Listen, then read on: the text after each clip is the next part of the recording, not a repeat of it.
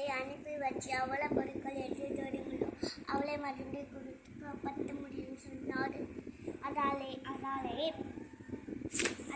2 குழந்தைகளும் இருப்பிடத்தை விட்டு சென்றார்கள்.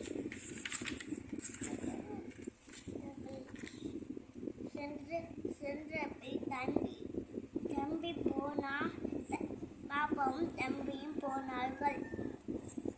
தம்பி வந்து தம்பி வித்திமான் தம்பி வாங்கிட்டு வந்தார். அதனால ஈடுகள் ஒரு மருந்தை காய்ச்சி கொடுத்தார்களா? அதுக்கப்புறம் தங்கத்தை கட்டி கொண்டு போய் வச்சார்கள்.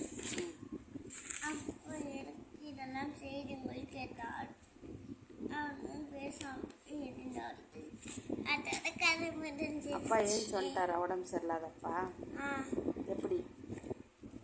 அவருக்கு சரியாயிடுச்சு. எப்படி சரியாச்சு? அந்த மருந்தை கொடுத்தோடனே ஒரு நாள் 10 நாள் அப்படியே சரியாயிடுச்சு.